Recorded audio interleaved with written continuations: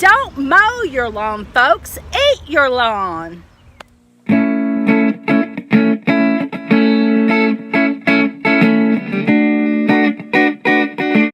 I'm up at the front of our property.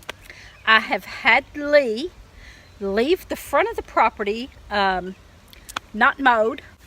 He mowed it about a week and a half ago. I had him leave it. He usually mows every Saturday, but this past Saturday I had him leave it so that I could make this video. I'm going to show you some things that you can pick out of your lawn and eat.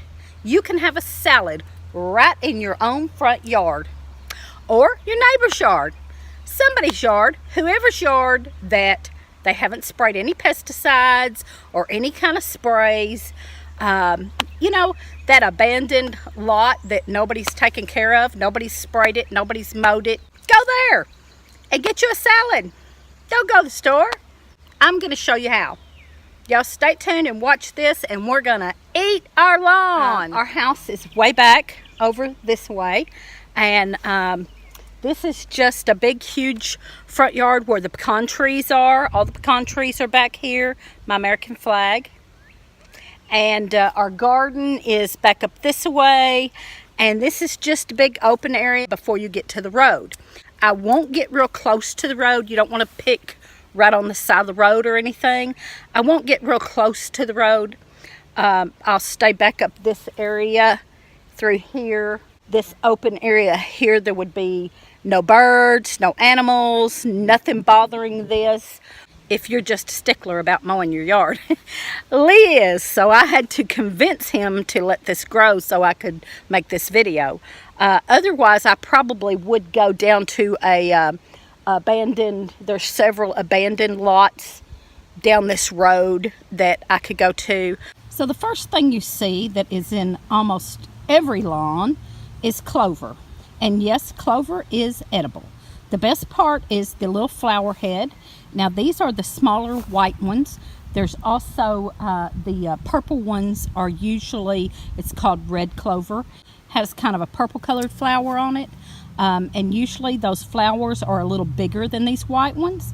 But those are very edible. And the clover is actually edible also, the leaves. They don't taste as good. They might be just a little bitter, and the earlier in the spring you get them, the better. But you definitely can take all of those flower heads. So there's my start. I'm getting some flowers in there. Be sure and wash it good, because you know there's always little bugs in there and things like that. So it's always good to wash it thoroughly anyway. I like using this mesh strainer because that gets some of them out before I even get home. Plantain is also edible, so you can put a little bit of that in our salad. Now, of course, you want to be a little careful about, you don't want to eat a whole lot of these wild edibles just by itself. You're going to make a salad out of it. Well, that's great, but don't have a whole lot. Maybe have your salad with a meat or something, because if you eat too much of these greens and you're not used to them, it could give you a little bit of a bellyache. Here's another one that most people know about, is the dandelion. And you can pop off the dandelion flowers and throw those in your salad, or the dandelion leaves. This one, the dandelion flowers are already gone, so I'm just going to pick off some of the leaves and throw them in my salad.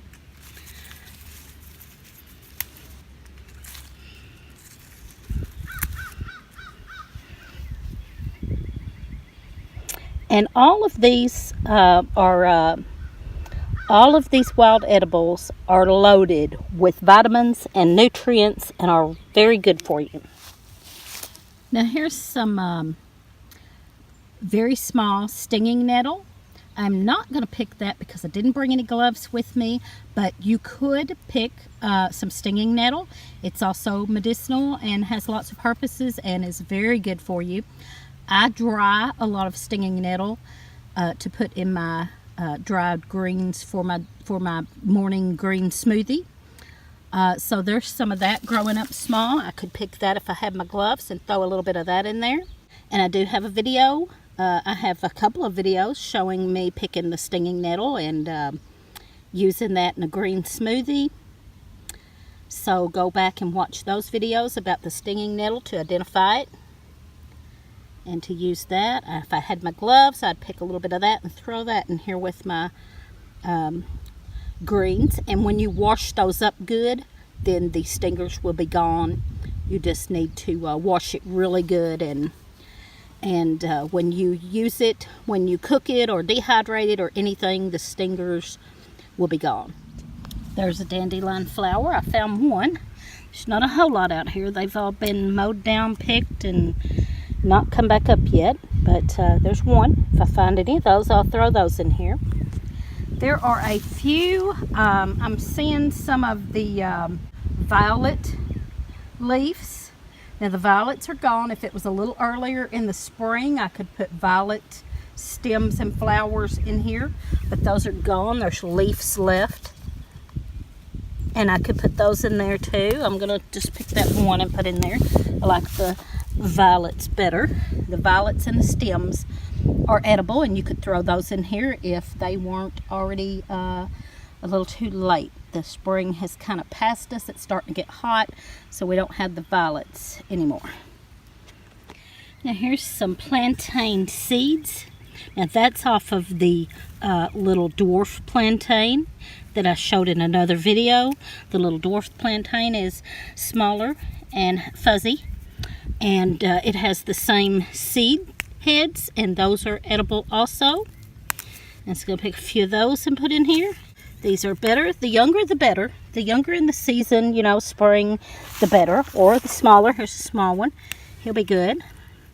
There's another small one. He'll be really good and tender. There is some of the lamb's quarters. I showed that in a recent video also. That can go in here. That's a good young tender one. That will go in my salad. Oh, there's some more. There's several of these over here. Young, tender. Like them like that. You can eat those bigger too, but of course, as I keep saying, the younger and earlier in the season, the more tender and delicious. So I did find some big red clover up on the top of the hill. I knew I'd seen some on ours before, so I'm going to get those, and those are very good. Those have a sweet flavor and will be very good in my salad.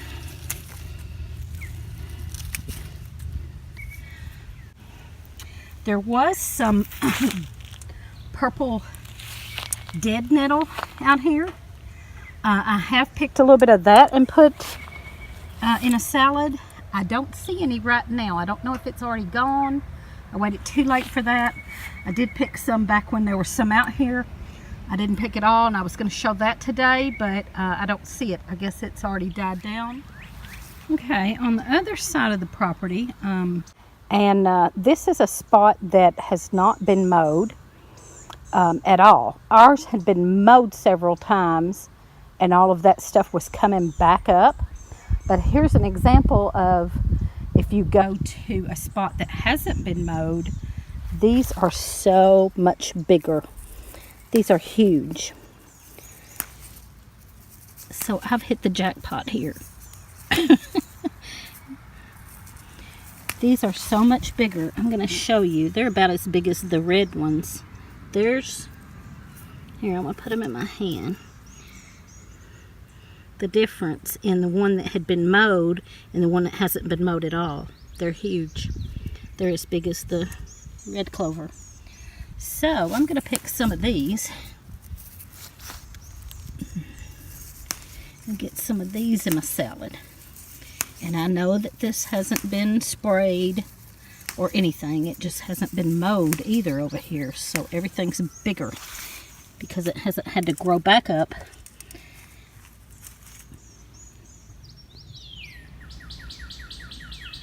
I came over in this empty lot thinking maybe I could find something different, and I was really kind of looking for some, this hasn't been mowed. I was kind of looking for some wild onions.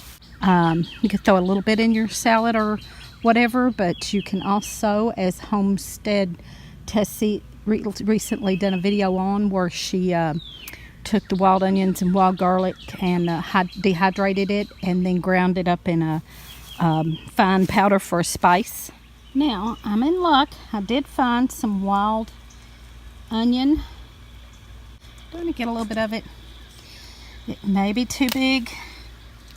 I'm going to get just a little bit of it, put it in here and try it. It looks pretty tall and big, so that may not work. We're going to try it out. Oh, what a beautiful smell. Yeah, there's a lot of honeysuckle around here too. If I could get over there to that, it's kind of really weeded up over to it. If I had on long jeans, I might get up in there. I could get a little bit of those honeysuckle blooms also and put in here if I wanted to, but I'm not going to get in there for it. Probably would get chiggers and everything else, and I'm just not going to do that right now. It's over by the old barn. That's the last barn we haven't tore down. It's in really bad shape. He's going to save the barn wood and probably the tin and build something else for us. That's the last one. There was probably about 4 or 5 old barns around here when we bought this property, but they were all in this kind of shape, so he's taken them all down but this one last one. There's a little wild mulberry tree on our property, and look at all the mulberries that's going to be on that thing. It's going to be loaded. Here's my chicory. It's kind of dying back down already, and I don't know why. It's kind of wilty looking, but that whole thing is edible. I wasn't going to eat any of it because I was trying to get it to grow here, but it's not looking good. Just to throw, I picked off 2 of the flowers just to throw a little color in my salad. But for some reason that chicory is not looking too good. He's kind of dying out and wilting over. So folks, the thing I'm getting at is there's wild edibles all around you, even in your yard, even in the abandoned lot next door, even in the field down the road. There's wild edibles everywhere in the woods. You just gotta learn them and start using them some. And even if you don't want to use them a whole lot, which I do, I love using wild edibles and foraging, but even if you don't want to do it a whole lot, it's good to do it some, because someday you may need to know that information. If you're ever in a SHTF situation, you might need to know that information and know your wild edibles and know what you can go out and forage and eat. So even if you're one of those people, we have a family member that said we were foraging for mushrooms, and a family member said I can buy those at the store. Yeah, you can right now, but what if someday you can't? What if you have a SHTF situation, and that could be anything. Whatever a SHTF is to you could be an earthquake, an economic collapse, or anything else.